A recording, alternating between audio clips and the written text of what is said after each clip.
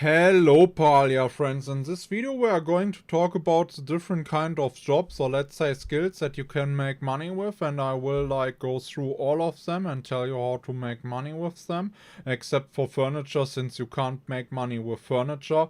And at the end I will rank them and tell you what I think are the best ones and why that is. And yeah, so let's start with them, right? I hope you enjoy this video. We start out with Starstones. Starstones can come from various kind of ores. There's 3 Starstones from copper, 3 from iron, 2 from stone, and 2 from pallium. Since pallium is kind of hard to farm at the moment with how they changed it, cause it spawns at the same position as the iron nodes, you either make like a copper stone root in Kilima, or you farm like iron and pallium all around Bahari, right? That's the 2 point of things that you have, and so Starstones can have quite the price tag, as you can see. If you get lucky and get a ruby from pallium, that's 4,000 gold. But even if you get like lucky with iron with a sapphire, that's 1,500, and an emerald from copper is 1,000. If you get unlucky, even a garnet from iron is 300, and a quartz from copper can be 200.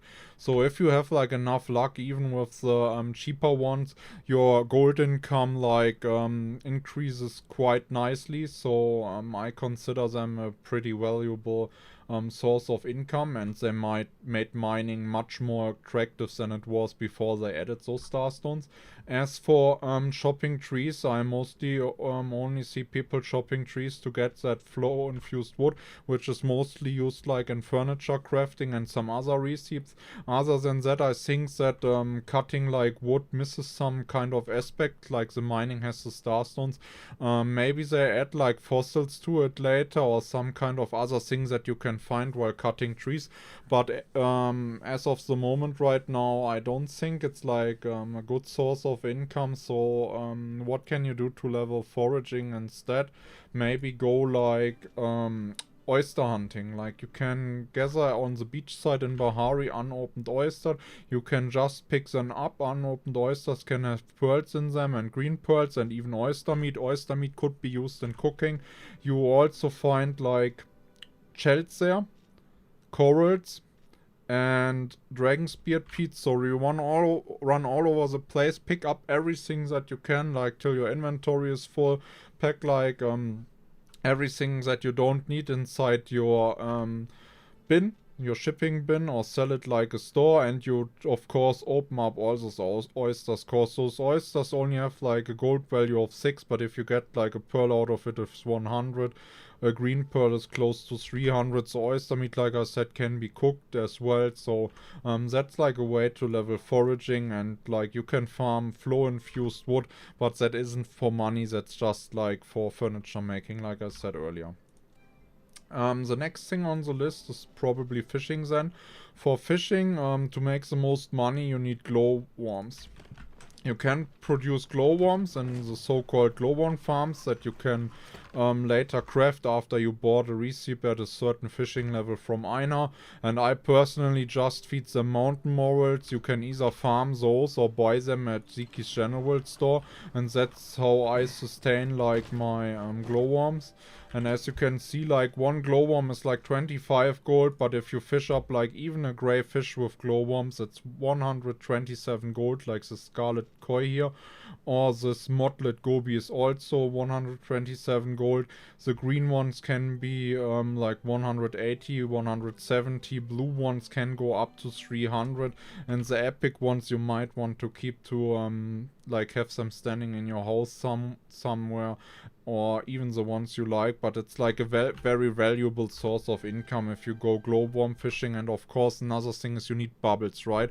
You need glowworms bubble fishing. It's glowworm bubble fishing.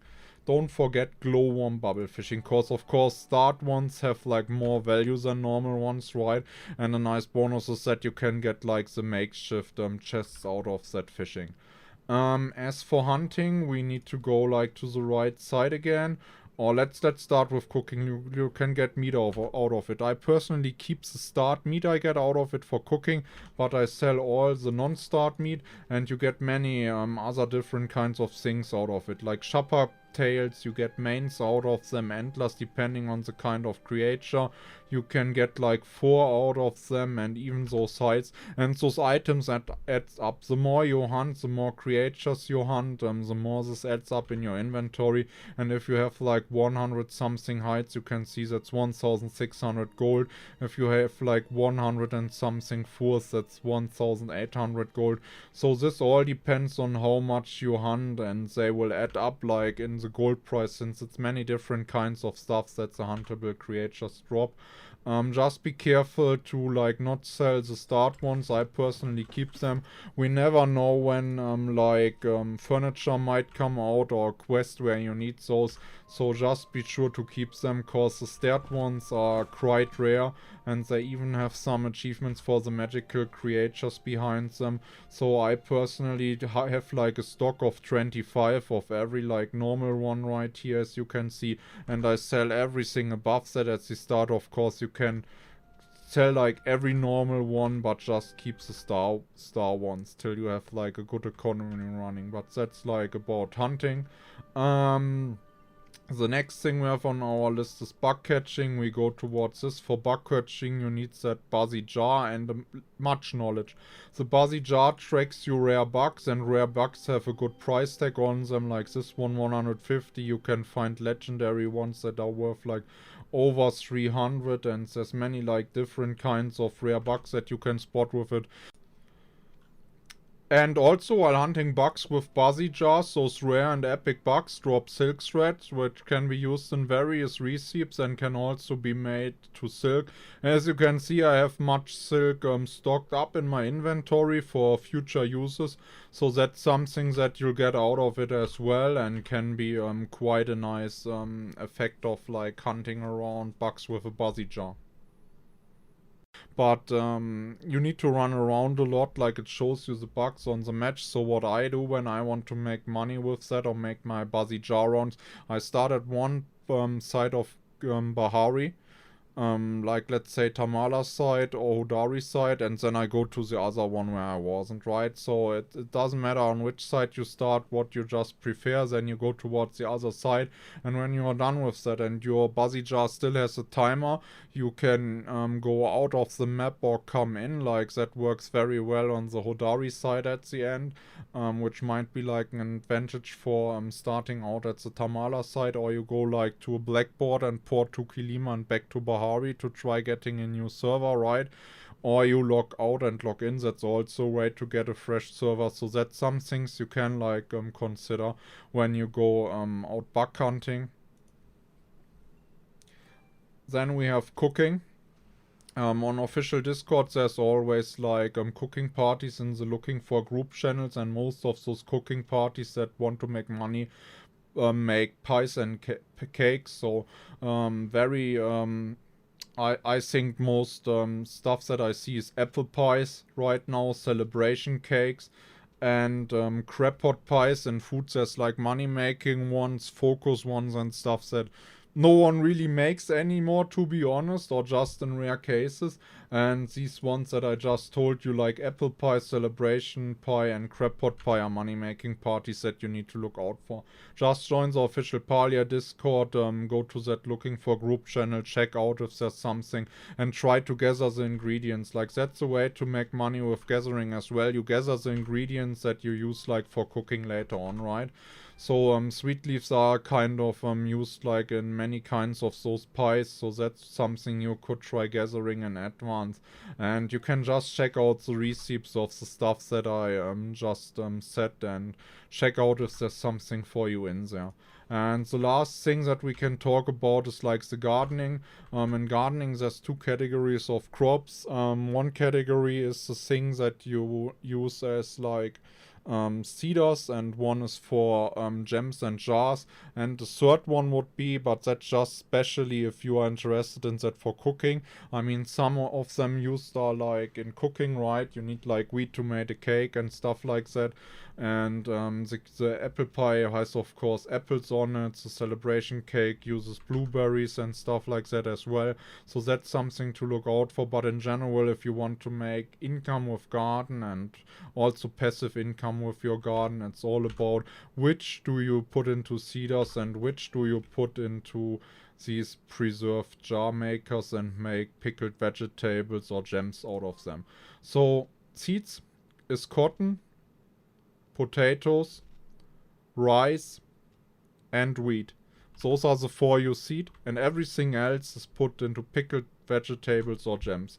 So that's apples, blueberries, carrots, corn, onions, peppers, and tomatoes. And that's all we have right now.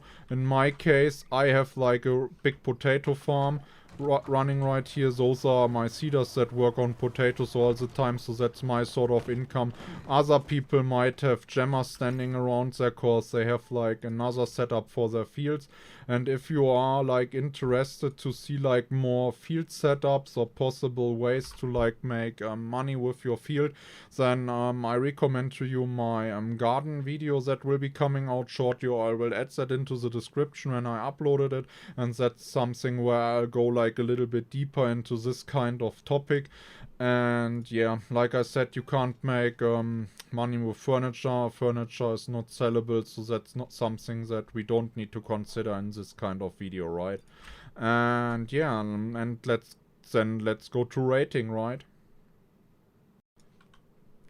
And since people always like it when you rate like the different kind of gold making opportunities that you have in a game, I'll just tell you my personally top 3. Position 1, Starstones. I really enjoy mining and running around, even if the Starstones depend on your luck. Number 2 is like cooking, and that's not there cause I enjoy it. I can't like stand still for too long or I get bored, but it needs to be on that position since cooking can make you that lot of money, right? So you can't place anything else there. And the third position is fishing. I enjoy like fishing up those makeshift chests and the fishes that you get on top of it out of all those bubbles with the glowworms are a very nice gold bonus on top of it. So why didn't I include like bug catching, even though I have it on 93? I personally enjoy bug catching, to be honest, but it's not something I do for money. It's something I enjoy. And if you want to like catch rare bugs, you bring like buzzy jars most of the time and you run around a lot to even get to these bugs, right? You need to sustain the bug bombs with the materials and stuff like that. So it's something that I personally really like, but I don't think it's something that is in the top 3 right now. It doesn't feel as rewarding. Like fishing has like the makeshift chests you got, so those are like a bonus reward that you get while you do it, right? So that feels a little bit more rewarding.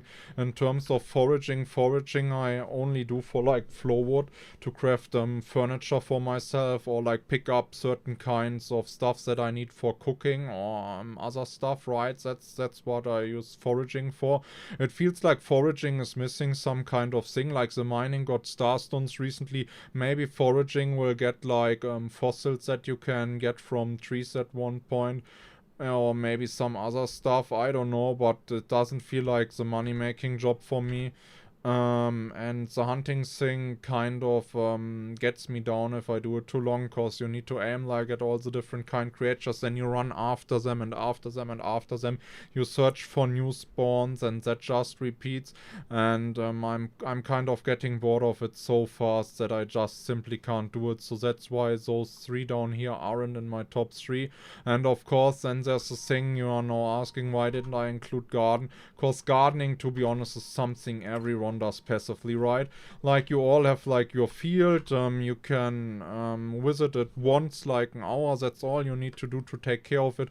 Plug the weed, water it, replants the plants that are gone, right?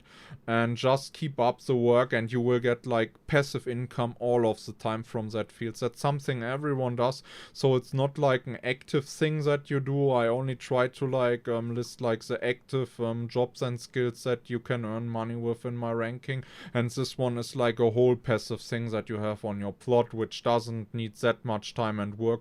You could even make AFK money with, or let's say AFK gold with your soils, right? You just need to take care of these, and if you want to enhance it even further, you go like for seed collectors or jars, gems, right? That's how you can further enhance it, right? You just go for those preserved jars and seed collectors, and then your passive income like skyrocks, and then you just search for a skill or job that you like the most and use that for a source of active income. You can even switch like between all of them, cause of course it's good to level up all the different kinds of jobs, but it's up to you to decide which one you like the most and with what kind of job you want to earn like your money and bonus income.